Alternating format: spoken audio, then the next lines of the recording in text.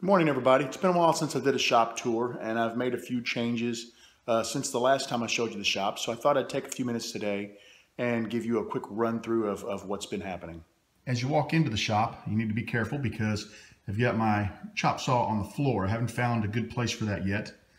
Table saw is right up front, and I kept it up front because if I ever need to open the door and cut something extremely long, I have the ability to do that. To the left of the table saw, I've set up my dust collector.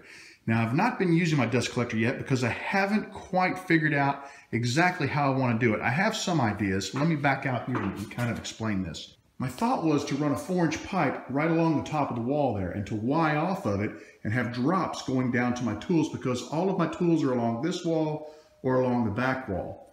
What I think I'm going to do, I've been talking with some people, I think I'm going to take the dust collector and I'm going to move it onto a shelf up above the garage door. If it will fit, I've got to do some measurement. I think it will. And then I'll just have the pipe on the cyclone drop down to the floor, and I'll put a larger bin on the floor for catching all of the sawdust. By doing that, what I think I can do is put some type of a cabinet around it to kind of block some of the sound. So that's a project that's still in the design phase, and hopefully we'll see something on that real soon. Along the main wall of the garage, I've just got some cabinetry above and below. I've got some smaller tools for sanding and for cutting on top of the cabinetry. And then we move into my lathe area.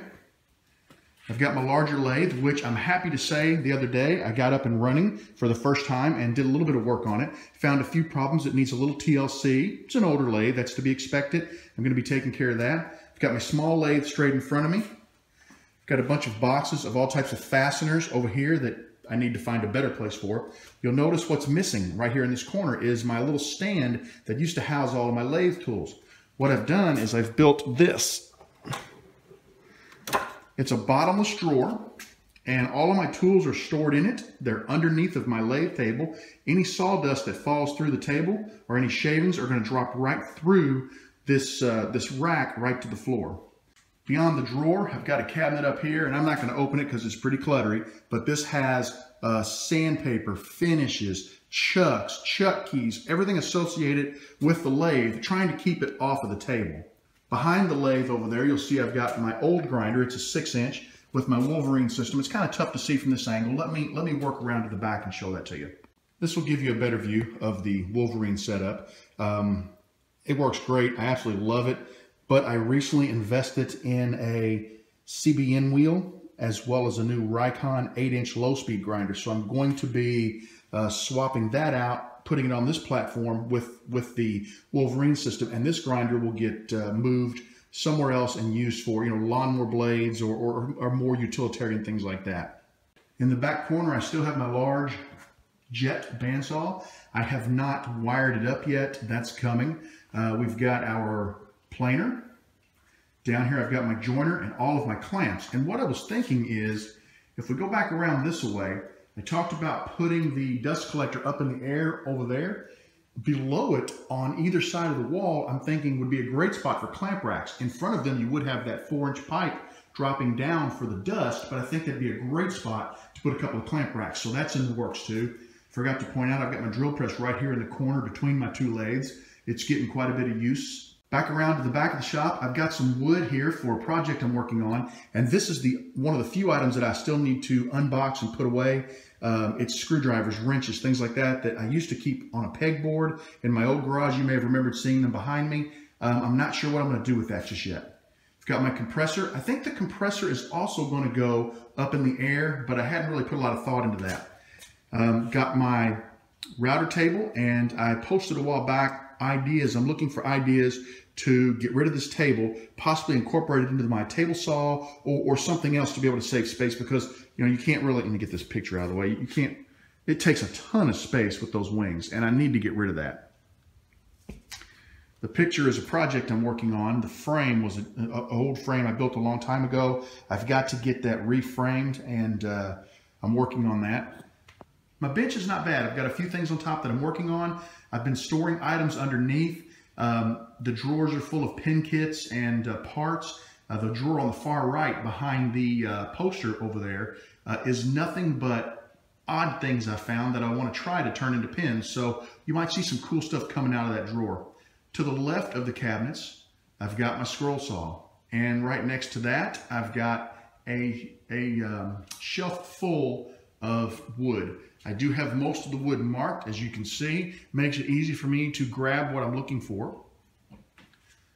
I've got my jigs for my table saw next to the shelf, and then my toolbox with all of my tools, both woodworking and mechanical based tools in there.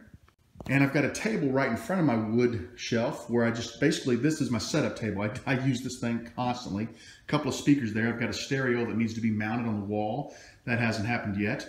But I've got some cool ideas. I've got some things coming up I'd like to show you guys, and I'm hoping you stick around and watch them, and we'll make this shop a little more efficient, and we'll declutter it a little bit and make it much more usable. Also, as part of this video, I've got a few people that I need to say thank you to.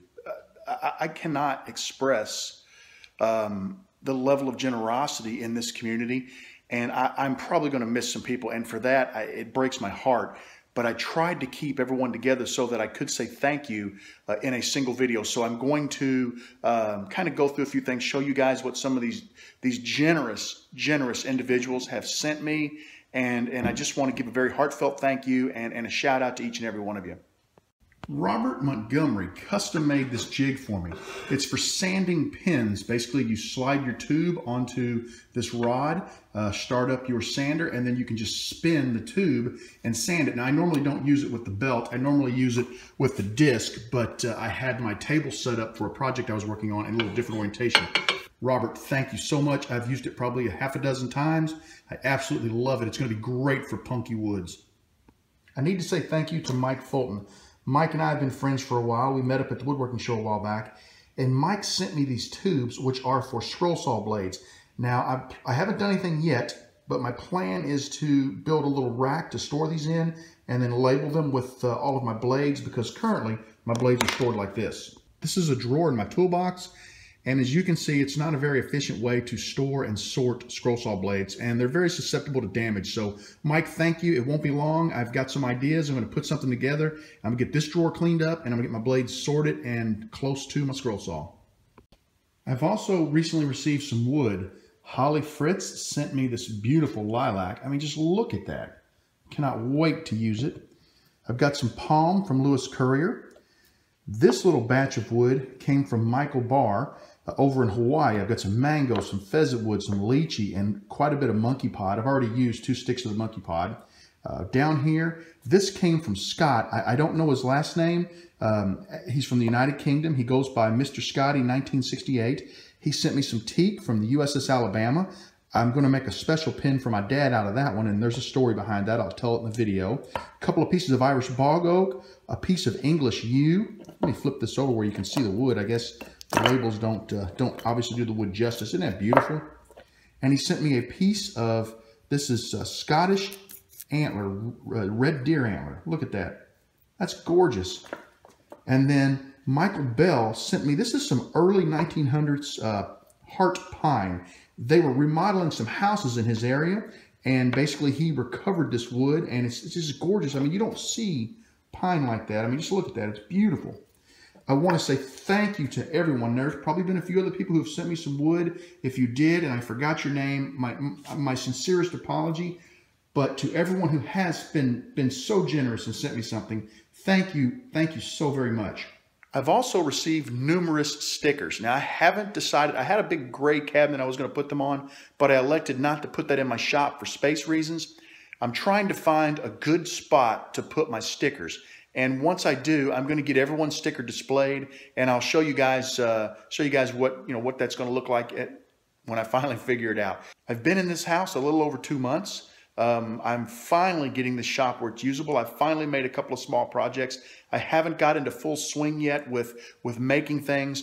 I've got ideas coming out of my ears for how I want to improve this shop, because you can see by my walkthrough that it's tight in here, and I need to find ways to consolidate and to store better and organize better so that I can make this a better shop and hopefully get some better lighting in here so that I can give you guys some better videos. So I want to thank you for joining me today for this quick update. I want you guys to know that you are always welcome in my shop. Come back again and see me real soon. Have a great day, guys.